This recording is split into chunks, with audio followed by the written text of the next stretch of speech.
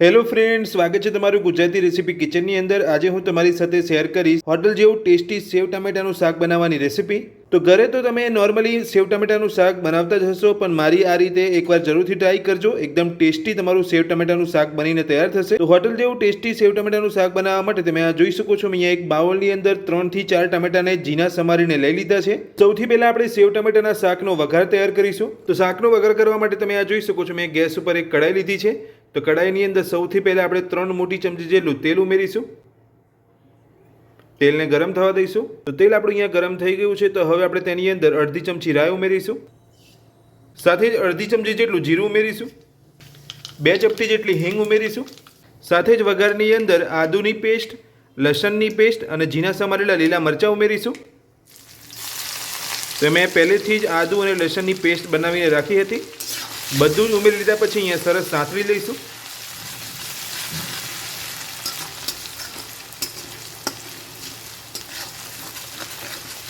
તો બધું જ આપણું અહીંયા સરસ સતળાઈ ગયું છે। તો હવે આપણે તેની અંદર ઝીણી સમારેલી ડુંગળી ઉમેરીશું। તો મેં અહીંયા પહેલેથી જ 2 મોટી સાઈઝની ડુંગળીને ઝીણી સમારીને રાખી હતી। ડુંગળી ઉમેરીને સરસ અહીંયા મિક્સ કરી લઈશું। તો અહીંયા ડુંગળીનો કલર બદલાય ત્યાં સુધી આપણે ડુંગળીને સતળાવવા દઈશું। ત્યાં સુધી જે અહીંયા મસાલા ઉમેરવાના છે તેની એક પેસ્ટ બનાવી લઈશું। તો સેવ ટામેટાના શાકને ટેસ્ટી બનાવવા માટે આપણે જે અહીંયા મસાલા ઉમેરવાના છે તેની એક પેસ્ટ બનાવીશું। તો પેસ્ટ બનાવવા માટે મેં અહીંયા એક બાઉલ લીધો છે। તો બાઉલની અંદર સૌથી પહેલાં આપણે અડધી ચમચી હળદર પાવડર લઈશું, 1 ચમચી ધાણા પાવડર લઈશું, અડધી ચમચી ગરમ મસાલો લઈશું, અડધી ચમચી જેટલો શેકેલા જીરાનો પાવડર લઈશું, 1 ચમચી જેટલું કાશ્મીરી લાલ મરચું લઈશું। તો સેવ ટામેટાનું શાક બનાવવા માટે આપણે અહીંયા બધા જ મસાલા લઈ લીધા છે। તો હવે આપણે થોડું પાણી ઉમેરીને પેસ્ટ બનાવી લઈશું। બધા જ મસાલાને મિક્સ કરી લઈશું। તો પાણી ઉમેરીને આપણે અહીંયા મસાલાની પેસ્ટ બનાવી લીધી છે। તો હવે આપણે જે ડુંગળી સાતળવા મૂકી છે એ ચેક કરી લઈશું। તો ડુંગળીનો કલર હજુ ચેન્જ નથી થયો, ડુંગળી આપણી અહીંયા નથી સતળી। તો હજુ થોડી આપણે ડુંગળીને સાંતળી લઈશું। તો આપણી ડુંગળી અહીંયા સરસ સતળાઈ ગઈ છે અને ડુંગળીનો કલર પણ સરસ ચેન્જ થઈ ગયો છે, તમે આ જોઈ શકો છો। તો હવે આપણે જે પાણીની અંદર મસાલાની પેસ્ટ બનાવી છે તે ઉમેરી લઈશું। તો આપણે અહીંયા મસાલાની પેસ્ટ ઉમેરી લીધી છે। તો બધું સરસ મિક્સ કરી લઈશું। આ રીતે તમે પાણીની અંદર ઓગાળીને મસાલા ઉમેરશો તો તમારા શાકનો સ્વાદ એકદમ સરસ લાગશે। અને વઘારની અંદર તમે જો મસાલા ઉમેરશો તો તમારા મસાલા બળી જશે। એટલે આ રીતે જો તમે અહીંયા પાણીની અંદર ઓગાળીને પેસ્ટ બનાવીને તમે મસાલા ઉમેરો છો તો તમારા શાકનો સ્વાદ એકદમ બદલાઈ જશે અને એકદમ ટેસ્ટી તમારું સેવ ટામેટાનું શાક બનીને તૈયાર થશે। તો આપણે અહીંયા મસાલાની પેસ્ટ ઉમેરીને બધું સરસ મિક્સ કરી લીધું છે। તો હવે આપણે જે ઝીણા સમારીને ટામેટા રાખ્યા છે તે ઉમેરી લઈશું। ઝીણા સમારેલા ટામેટા અહીંયા ઉમેરી લીધા છે। તો હવે આપણે ટામેટા જલ્દી કૂક થઈ જાય તેના માટે આપણે સ્વાદ પ્રમાણે મીઠું ઉમેરીશું। બધું જ મિક્સ કરી લઈશું। તો ઝીણા સમારેલા ટામેટા અને મીઠું ઉમેરીને આપણે બધું સરસ મિક્સ કરી લીધું છે। તો હવે આપણે ટામેટા સરસ અહીંયા કૂક થઈ જાય એટલા માટે 4 થી 5 મિનિટ જેટલું ઢાંકીને શાકને થવા દઈશું।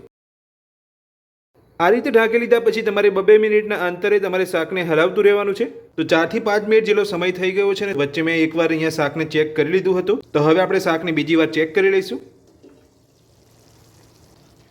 તો તમે જોઈ શકો છો ટામેટા આપણે અહીંયા એકદમ સરસ કૂક થઈ ગયા છે અને બધા જ મસાલા અહીંયા ટામેટા સાથે ભળી ગયા છે। તો હવે આપણે તેની અંદર 2 કપ જેટલું ગરમ પાણી ઉમેરીશું। તમારે અહીંયા ગરમ પાણીનો જ ઉપયોગ કરવાનો છે, ઠંડુ પાણી નથી ઉમેરવાનું। તો પાણી ઉમેરીને બધું સરસ મિક્સ કરી લઈશું। સેવ ટમેટાના શાકની અંદર તમારે પાણી થોડું વધારે જ ઉમેરવાનું છે, કેમ કે જ્યારે તમે અહીંયા સેવ ઉમેરશો શાકની અંદર ત્યારે તો સેવની અંદર તમારું પાણી અહીંયા વધારે ચૂસાઈ જશે, એટલે શાક તમારું એકદમ ઘટ બની જશે। એટલે તમારે થોડું અહીંયા ગરમ પાણી વધારે જ ઉમેરવાનું છે। તો આપણે અહીંયા પાણી ઉમેરીને બધું સરસ મિક્સ કરી લીધું છે। તો બધું જ મિક્સ કરી લીધા પછી હવે આપણે તેની અંદર અડધી ચમચી જેટલી કસૂરી મેથી ઉમેરીશું। શાકના બધા જ ટેસ્ટને બેલેન્સ કરવા માટે હવે આપણે તેની અંદર 1 ચમચી જેટલી ખાંડ ઉમેરીશું। અહીંયા તમે ખાંડની જગ્યાએ ગોળ પણ લઈ શકો છો। બધું સરસ મિક્સ કરી લઈશું। તો બધું જ આપણે અહીંયા મિક્સ કરી લીધું છે। તો હવે આપણે તેની અંદર ઝીણા સમારેલા લીલા ધાણા ઉમેરીશું। ધાણા ઉમેરીને મિક્સ કરી લઈશું। તો ધાણા ઉમેરીને આપણે અહીંયા બધું સરસ મિક્સ કરી લીધું છે। તો હવે આપણે તેની અંદર સેવ ઉમેરીશું। તો મેં અહીંયા મોરી સેવ લીધી છે। જો તમે અહીંયા રતલામી સેવ લેવા માંગતા હોય તો રતલામી સેવ પણ લઈ શકો છો, અને આનાથી જાડી સેવ લેવા માંગતા હોય તો તમે અહીંયા જાડી સેવનો પણ ઉપયોગ કરી શકો છો। તો હવે આપણે સેવ અને શાકની અંદર ઉમેરીને બધું જ મિક્સ કરી લઈશું। તો આ રીતે તમારે સેવ ટમેટાના શાકની અંદર છેલ્લે જ સેવ ઉમેરવાની છે. તો સેવ ઉમેરીને આપણે અહીંયા બધું સરસ મિક્સ કરી લીધું છે. તો હવે આપણે શાકને 1 મિનિટ માટે ઢાંકીને થવા દઈશું.